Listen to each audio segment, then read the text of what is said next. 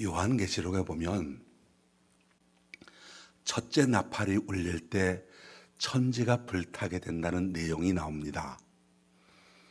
지난주 내내 경북과 영남 지역에서 대한민국 역사상 유례가 없는 재앙적인 산불이 발생했습니다. 화마로 인하여 많은 분들이 돌아가시고 다치기도 했고, 진화 작업을 하던 헬기가 추락해서 조종사가 목숨을 잃기도 했습니다.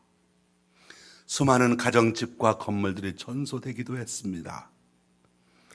다행스럽게도 하나님께서 조금의 비라도 내려주셔서 상황의 변화가 있게 해주셔서 감사합니다. 속히 번져가는 산불이 완전히 진화되게 하여 주길 원합니다. 구급과 진화에 최선을 다하는 이들을 보호해 주시고, 산불로 인해 피해를 입은 이들에게 주님의 위로와 은혜를 열어주시길 기도합니다. 무엇보다도 사랑하는 가족을 잃은 불길 속에서 잃은 이들을 위로하여 주시길 원합니다. 애통하며 하늘을 바라보는 이들에게 주님께서 긍휼을 베푸셔서 상처받은 땅과 삶이 다시 회복될 수 있도록 인도해 주시길 기도합니다. 또 이 나라의 상황은 어떻습니까? 안타깝게도 갈등과 분열로 신음하고 있습니다. 헌법재판소가 국가의 명운이 걸린 중차대한 결정을 제때 내리지 못하는 상황이 길어지고 있습니다. 정쟁으로 인해서 파국으로 치닫는 모습을 보면서 우리 국민들이 나라를 위하여 기도하고 지혜롭게 처신하고, 이 나라 지도자들이 진정한 애국의 마음으로 말하고 행동하고, 모든 국민들이 서로를 존중하는 마음으로 바라보아야 할 때입니다. 사실 하나님께서 만드신 세상은 이렇게 포악한 세상은 아니었습니다. 이 세상 처음에는 참으로 아름다운 세상이었습니다. 하나님께서 만드셨으니 얼마나 아름답고 신선했겠습니까? 그래서 하나님께서 만드신 그 세상을 에덴이라고 불렀던 겁니다. 에덴이라는 말은 파라다이스, 즉 낙원이라는 뜻입니다.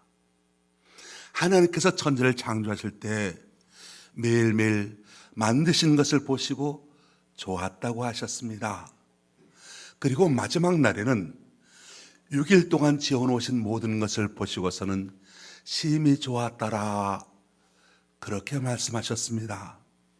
그런데 여러분, 안타깝게도 하나님 보시기에 좋았던 모습이 오래가지 못합니다. 죄악이 세상 사람들 가운데 퍼지게 되면서 하나님께서 창조하셨던 그 아름다움이 오래가지 못합니다. 그리고 드디어 노아 시대에 가서는 사람들은 더 이상 하나님께서 좋아하실 만한 존재가 되지를 못합니다. 타락했습니다. 그래서 하나님께서 세상을 보시고 한탄하셨다고 합니다. 하나님께서 탄식하셨던 그 결과에 무엇이겠습니까? 바로 멸망이었던 겁니다. 하나님께서는 그들의 악함을 보시고 그 지으신 모든 것을 쓸어버리기로 작정하셨습니다. 홍수로 세상을 쓸어버리기로 작정하십니다. 그리고 한 가정만 남겨두어서 새로운 세상을 만드실 것을 계획하십니다. 바로 그때 선택된 가정이 노아의 가정이었습니다. 노아가 그 시대, 하나님께서 세상을 심판하시던 그 시대, 하나님으로부터 선택을 받게 됩니다. 오늘 우리가 이 땅을 살아가면서 많은 사람들의 눈을 의식하면서 살아갑니다. 근데 여러분, 사람들의 시선 못지않게 우리를 향한 하나님의 눈길이 있음을 기억해야 합니다. 우리의 외적인 표현뿐만 아니라 우리의 마음과 생각을 감찰하시는 하나님의 시선을 의식하면서 살아가야 되겠습니다. 그리고 하나님 보시기에 좋아하시는 모습으로 살아가는 저와 여러분 되시길 바랍니다. 하나님께서 세상을 멸망해로 작정하셨을 그때 노아는 하나님께 위로가 되는 사람이었습니다. 원래 노아라고 하는 이름의 뜻은 위로라고 하는 뜻입니다. 창세기 5장 29절 말씀을 보면 노아의 아버지가 라멕인데 이 라멕이 노아를 낳고서 이렇게 말합니다. 여호와께서 땅을 저주하심으로 수고롭게 일하는 우리를 이 아들이 아니하리라 말씀합니다. 아담의 죄로 인하여 이 땅에서 노동하면서 수고하는데 너는 우리에게 위로가 된다. 그런 의미로 아버지 라멕이 아들의 이름을 노아라고 지었던 겁니다. 그런데 노아는 아버지 라멕에게만 위로가 되었을 뿐만 아니라 하나님에게마저도 위로가 된 존재입니다. 그래서 하나님께서 노아에게 은혜를 베풀어 주십니다. 오늘 우리가 본문을 통해서 배우고자 하는 것, 노아는 하나님께 은혜를 입었다라고 하는 겁니다. 세상 모든 사람 다 악했습니다. 막 살았습니다. 그래서 모두가 하나님의 심판의 대상이 되었습니다. 그 시대 사람 모두가 멸망당했습니다. 그런데 하나님께 위로가 되었던 이 노아의 가정만은 하나님의 은혜를 받게 됩니다. 하나님께서 노아에게 이 세상을 멸망시킬 계획을 다 말씀하시고 그리고 방주를 만들라 지시하십니다. 그래서 노아 가족은 모두가 다 멸망당하는 그 시대에 살아남게 되었던 거죠. 이 시대에도 복을 받기 원하고 그 복을 찾아 헤매는 사람들이 많이 있습니다. 그러면 여러분, 진정한 복은 무엇이겠습니까? 집을 사고 아들을 낳고 승진하고 사업 잘 되고 인류대학 가는 것, 물론 그것도 복입니다. 여러분에게 그와 같은 복이 있게 되길 원합니다. 근데 여러분, 그건 지극히 일시적인 복이라는 것이지요. 이제는 고정관념이 깨어지는 세상입니다. 좋은 집 사고 인류대학 가고 출세하는 것, 그것이 반드시 복인 것만 아닐 수도 있다는 것이죠. 그보다 더 훨씬 더 소중하고 훨씬 더 고급적인 복이 있습니다. 영적인 복이 있습니다. 바로 그것은 하나님으로부터 은혜를 받으며 살아가는 복입니다. 세상을 살아가다가 결정적일 때마다 하나님의 안내를 받고 하나님께서 주시는 지혜를 받고 그리고 여러 위험한 것에 대하여 피할 길을 안내받는 삶, 바로 이것이 하나님께서 저와 여러분에게 주시고자 하는 복인 겁니다. 노아는 그 시대 결정적인 순간에 하나님으로부터 그런 은혜를 받았습니다. 성경은 말씀합니다. 하나님이 이 세상을 심판하여 다 쓸어버리기로 작정하셨다. 그런데 노아는 은혜를 입었더라. 이것이 은혜고 이것이 복입니다. 여러분도, 저와 여러분도 이러한 은혜를 주님으로부터 입고 살게 되기를 주님의 이름으로 축원합니다. 오늘 우리가 깊이 생각할 건, 그러면 왜 세상이 다 멸망하는 그 시대 가운데서 노아는 하나님으로부터 은혜를 입었느냐 하는 겁니다. 노아의 생애를 바라보면서 그가 어떻게 세상을 살아왔느냐 하는 것을 우리가 살펴보아야 하는 겁니다. 첫째, 노아는 악한 시대를 살았지만 세상의 악에 휩쓸리지 아니하였습니다. 창세기 7장 1절 말씀 보면 내가 너의 의로움을 보았다라고 했습니다. 그 시대 모든 사람들이 다 타락해져 갈 때 노아는 그 사람들에게 동조하지 않았고 의롭게 살았다는 겁니다. 노아는 시대가 어둡고 죄악이 가득 찰 때 의롭게 삶으로 하나님께 위로가 되었고 믿음으로 살아서 하나님과 동행하는 삶을 살았다는 겁니다. 사람은 누구와 함께 하느냐에 따라 영향을 서로 주고받게 되지요. 아무리 착한 사람이라 할지라도 악한 사람과 동행하다 보면 저절로 악해지게 됩니다. 악한 사람이라 한다 할지라도 착한 사람들과 함께 지내다 보면 착한 사람으로 바뀌어지게 됩니다. 그러니 여러분, 하나님과 우리가 동행한다면, 하나님과 함께 살아간다면 어찌 우리의 삶이 거룩해지지 않겠습니까? 노아가 의롭고 완전한 사람으로 은혜 받을 수 있었던 건 노아 자신의 성품에서 나왔다기보다는 바로 하나님 성품에서, 하나님과 동행함으로 하나님의 성품에서 나왔던 것이었습니다. 창세기 5장 말씀을 보면 하나님과 처음으로 동행한 사람으로 에녹이 나옵니다. 이 성경에 보면 에녹은 하나님과 동행한 첫 번째 사람이었고, 하나님께서 그런 에녹과 함께 지내시다가 데리고 가셔서 이 땅에서 죽음을 경험하지 않았다고 성경은 말합니다. 이 에녹이 노아의 증조 할아버지입니다. 이미 노아 이전에 그 가문에, 그 집안에 하나님과 동행하는 사람이 있었고, 그것이 노아에게 하나님과 동행하는 것이 귀한 가치로 전해지게 되었던 겁니다. 사랑하는 성도 여러분, 저와 여러분이 이 세상을 살아갈 때 하나님과 동행하고자 하는 거룩한 열정이 있게 되기를 바랍니다. 자녀들에게 어떤 인맥의 사람과 연결시켜 주려 하기보다도 하나님과 먼저 연결시켜 주어서 하나님과 동행하는 사람으로 양육해 가는 것, 이것이 후손에게 물려줄 수 있는 가장 최고의 유산인 줄로 믿습니다. 그 당시에 어떤 사람도 하나님과 동행하는 것에 대한 관심이 전혀 없는 그 시대에 노아만은 유일하게 하나님과 동행함으로써 은혜의 구원에 이르게 되었다는 겁니다. 노아 시대의 죄악이 얼마나 심각했는가에 대해서 창세기 6장 5절 6절 이렇게 묘사하고 있습니다.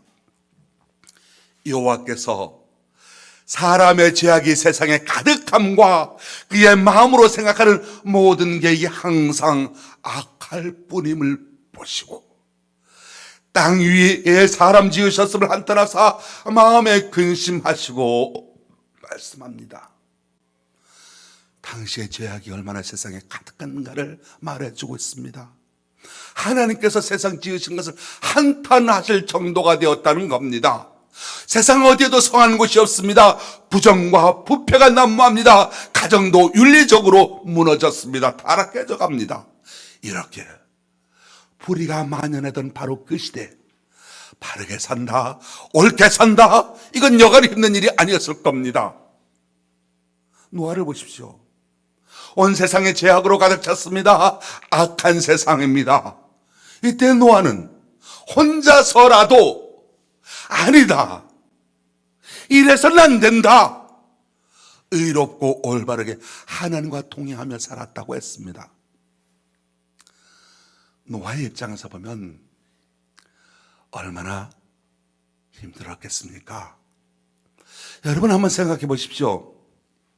그 시대 가운데서 혼자서 의롭게 살았으니 얼마나 고독했겠고 갈등이 있었겠습니까? 그도 사람이지 않습니까? 그 혼자서 고독함과 따돌림을 감수하면서 의롭게 살아갑니다. 바로 그것 때문에 은혜를 잊게 되었다는 겁니다. 모두가 함께 어울려 살아가는 건 쉽습니다. 그런데 나 혼자 나를 지키며 살아가는 건 힘듭니다. 나 혼자 그렇게 살면 세상으로부터 왕따를 당하지요. 왕따가 얼마나 힘든 일인지 아십니까? 왕따를 당해서 자살하는 사람도 있지 않습니까? 성경 시편 1편에 복 있는 사람에 대해서 말해줍니다. 어떤 사람이 복 있는 사람이냐? 그 복 있는 사람에 대해서 말씀하고 있는데 가장 먼저 나오는 것이 무엇이냐? 복을 받지 못할 사람과는 함께하지 말라는 것부터 복 있는 사람에 대해서 말씀합니다. 악인들의 길을 따르지 아니하며 주인들의 길에 서지 아니하며 오만한 자의 자리에 앉지 아니하는 사람이 바로 복이 있다고 말씀하고 있습니다.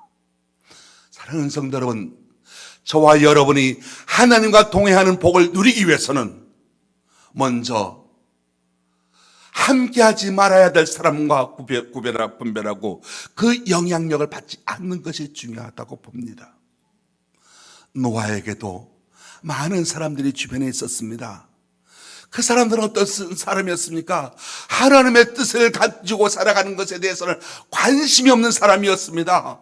만약에 노아가 그런 사람들과 어울리는 것을 즐겨했다면 결국 노아도 그들과 함께 멸망의 대상이 되고 말았을 겁니다. 모두가 넓은 길로 갈 때, 모두가 편한 길로 가려고 할 때 그리스도인들은 아니오라고 하면서 좁은 길, 좁은 문으로 들어서야 합니다. 이러한 심성 키워야만 그리스도인이 될 수가 있습니다.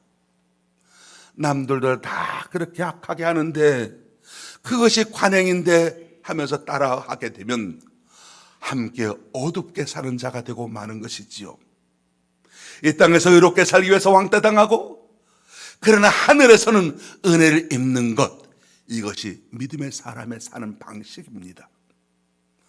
술자리에 가서 술 안 마시고 그냥 앉아 있어 보십시오.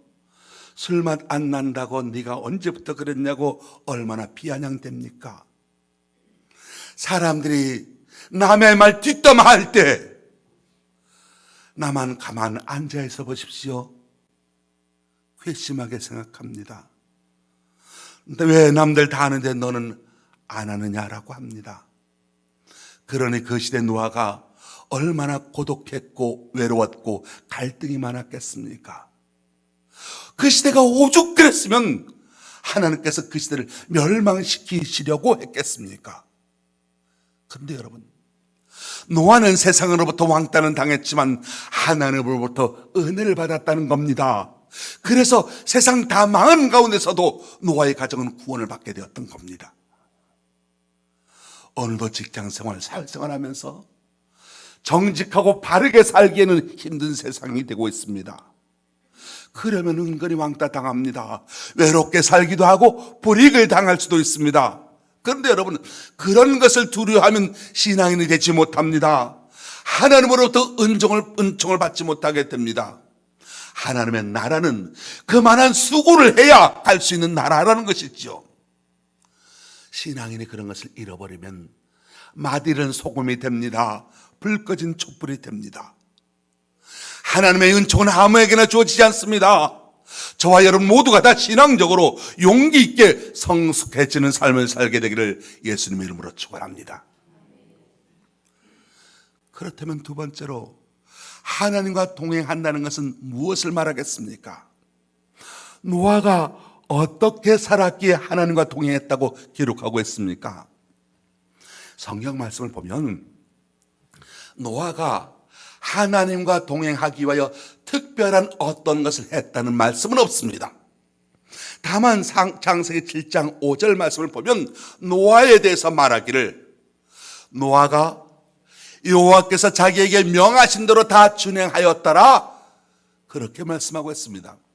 하나님과 동행하는 삶이란 무엇이냐? 하나님의 말씀을 준행함으로 드러나게 된다는 겁니다.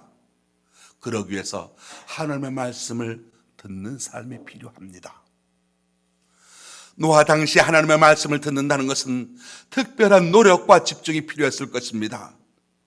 세상 모든 사람들의 생각과 계획이 다 악하다고 했으니 사람들이 얼마나 악한 말 많이 했고 거짓된 말을 많이 했겠습니까? 그리고 세상 사람들의 소리가 얼마나 크게 들렸고 얼마나 강력하게 다가왔겠습니까? 그런 상황 속에서 하나님의 말씀을 듣는다는 것 자체가 커다란 도전이 아닐 수 없었을 겁니다.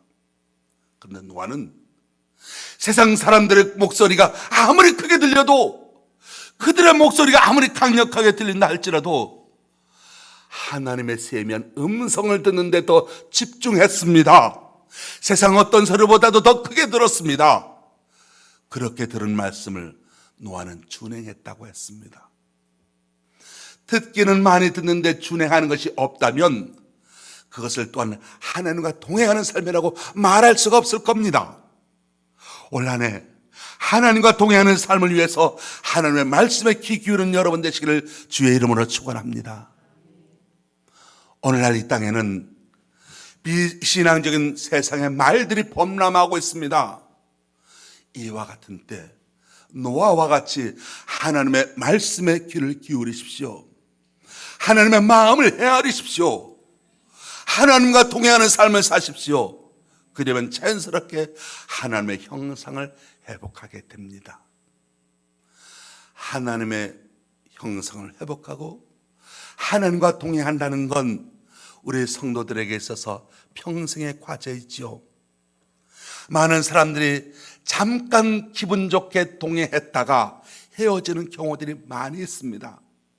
한때는 그렇게 죽고 살고 좋아했다가도 시간이 지나면 뿔뿔이 흩어지게 되고 어디로 갔는지 어디 가서 사는지 죽었는지 살았는지도 모르는 그런 관계도 또한 많이 있지 않습니까?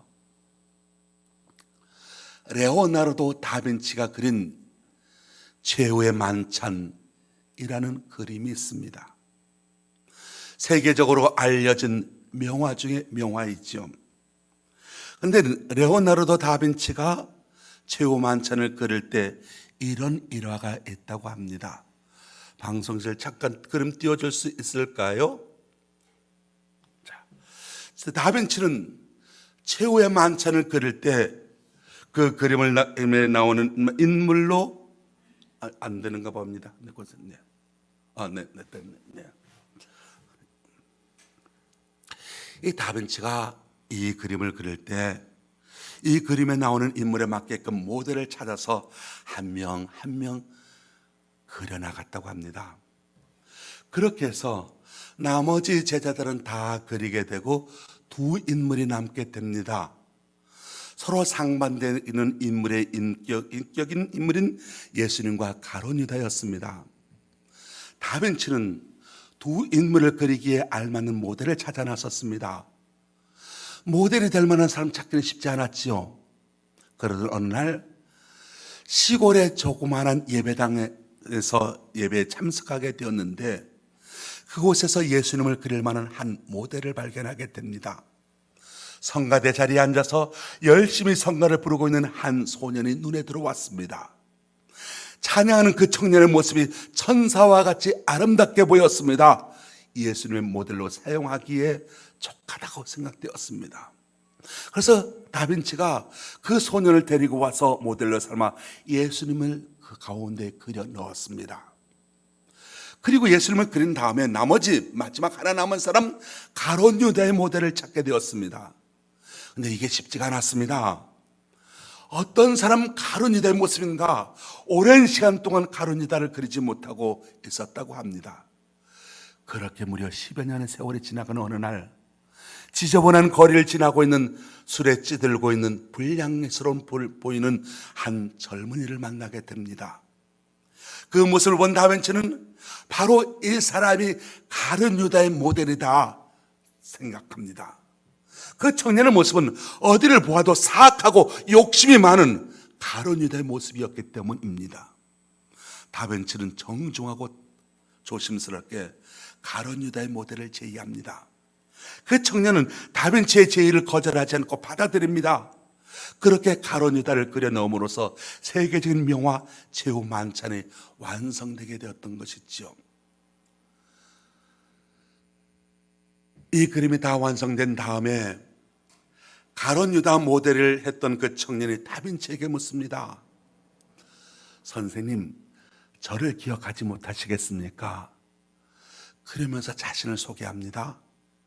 저는 지금부터 10여 년 전에 선생님 제의로 예수님 모델이 되었던 피에트로 빈 다넬입니다 라고 말을 합니다.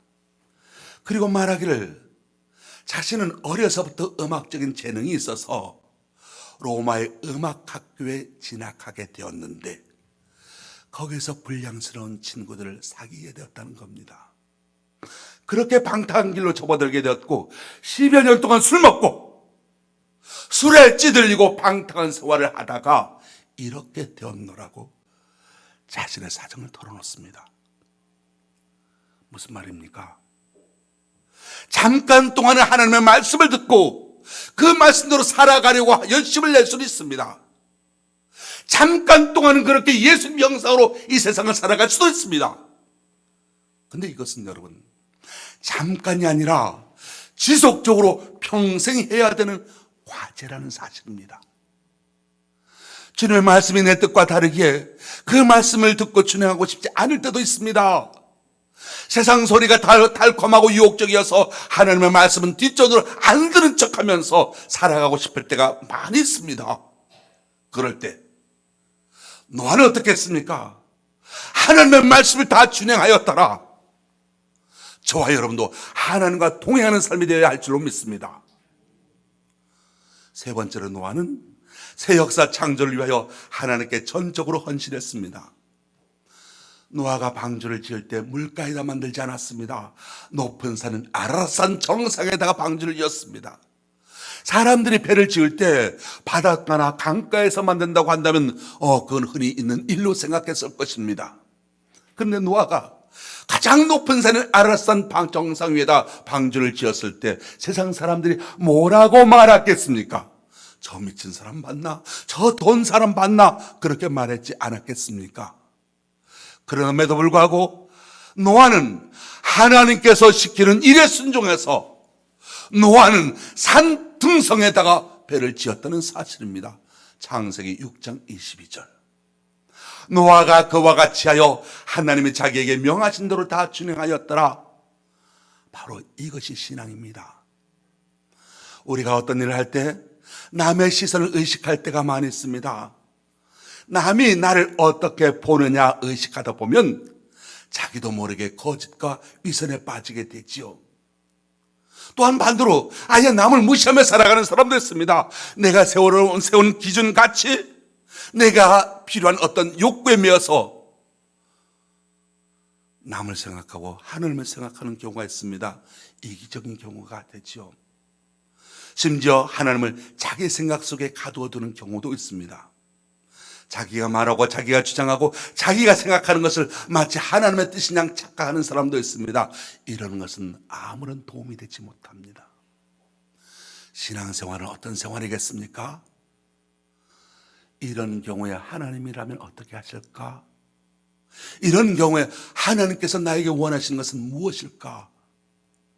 그리고 하나님께서 원하시는 그것에 대해서 전적인 헌신을 할 수 있는 열정, 그리고 그 헌신을 위하여 자신의 희생을 감수하는 믿음. 이기적인 사람은 자기 희생을 하지 못합니다. 남의 눈치나 보는 사람은, 남의 눈에 얽매여 사는 사람은 자기 희생을 하지 못합니다. 하나님을 향한 전적인 순종의 자세를 가진 사람이 자신을 과감하게 헌신할 수가 있고 하나님께서 원하시는 인생의 열매를 거둘 수가 있게 된다는 겁니다. 자기 희생을 감수한다는 건 쉬운 일이 아니죠. 하나님께 대한 전적인 믿음을 가지고 하나님께 내가 전적으로 순종해야 되겠다는 삶의 자세가 있을 때 자기 희생을 할 수가 있습니다.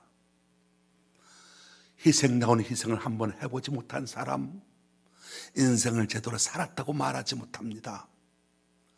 사람이 왜 우울증에 걸리겠습니까? 왜 슬프겠습니까? 왜 외롭겠습니까? 남을 위하여 희생하지 못했다는 증거일 수도 있지 않겠습니까? 희생하다 보면 그 다음 순간에 새로운 기쁨이 솟습니다. 연필을 보십시오. 연필은 자기 몸이 깎아져야 글을 쓸 수 있는 힘이 나오지 않습니까? 몽당연필 여러분 아시죠? 몽당연필.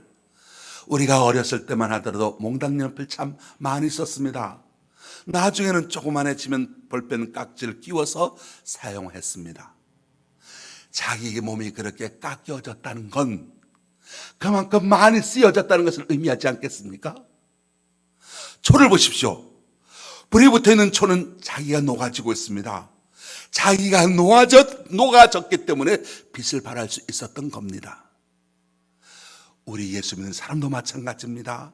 하나님의 영광을 위하여 자기가 녹아지고 자기가 깎여지고 자기가 희생한 대가만큼 하나님으로부터 쓰임받게 될 것이고 하나님의 영광을 나타낼 수가 있게 됩니다. 때로 오해도 받고 때로 기분도 상하고 마음도 아픕니다. 자기 몸을 연필에 비유하여 깎여질 때 우리 인간의 감각을 생각해 보십시오. 얼마나 아프겠습니까? 그러나 그 깎아진 만큼 연필로서 쓰임을 받게 된다는 겁니다. 마찬가지로 우리 인생도 자기 희생, 자기 고통을 감수할 수 있는 그 사람이 하나님으로부터 쓰임받게 됩니다. 노아가 그랬습니다. 남으로부터 많은 욕도 받았고 비난도 받고 오해도 받았습니다.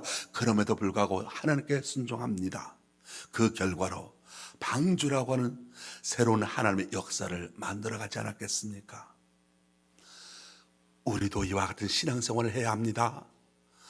악한 시대를 살고 있지만 악에 물들지 않아야 하는 삶, 의롭고 똑바르게 자신을 세워갈 수 있는 삶, 그리고 죄는 미워하지만 그 죄악 가운데 빠진 인간은 사랑하고 십자가를 지는 삶, 그리고 하나님의 말씀에 전적으로 순종함으로 자신의 희생을 감수할 때 새 역사가 있다는 사실을 명심하고, 이러한 노아의 삶을 우리의 마음속에 담고 살 때 그리스도인다운 그리스도인의 삶을 살아갈 수가 있게 될 것입니다.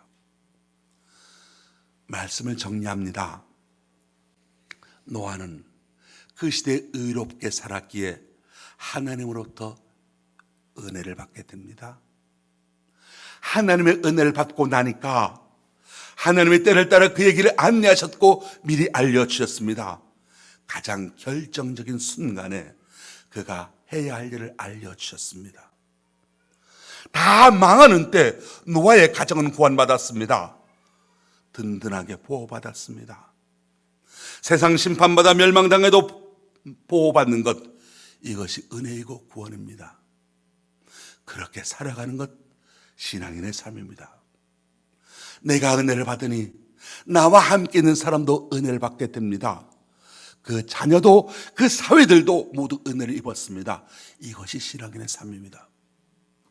사랑하는 광학계 성도 여러분, 간절히 원하기는 세상이 영적으로 더욱 어두워져 가고 있는 악한 이 시대, 하나님의 탄식과 근심이 더해져가는 이 시대, 하나님과 동행함으로 하나님을 기쁘시게 되는 삶을 사십시오. 죄는 미워하더라도 사람은 사랑하는 십자가를 지는 삶을 살아가십시오. 그래서 하나님으로부터 은혜를 입는 여러분 되시기를 예수님의 이름으로 축원합니다. 기도하겠습니다. 하나님 아버지, 노아의 삶을 통해서 주님의 거룩하신 뜻을 찾을 수 있게 하여 주시니 감사합니다. 시대가 어둡고 갈지라도 작은 불빛이라도 비칠 수 있는 우리 그리스도인들이 되게 하여 주옵소서. 주변에 악을 행하는 사람들, 해코지하고자 하는 사람들 많이 있습니다. 하나님 아버지, 죄는 미워할지라도 그 죄인을 구원하기 위한 그리스도의 사랑을 드러낼 수 있는 우리가 되게 하여 주옵소서. 하나님의 창조 역사에 동참하기 위하여 하나님께 전적으로 순종하는 헌신이 있게 하여 주옵시고, 그리고 하나님의 새 역사를 이루어가는 우리 모두가 되게 하옵소서. 어려운 시대를 살아가는 저희들입니다. 항상 노아의 용기를 품고 행할 수 있는 우리가 될 수 있도록 주님 붙들어 주시고 이끌어 주옵소서. 예수님의 거룩하신 이름으로 기도합니다. 아멘. 492장 찬송하겠습니다.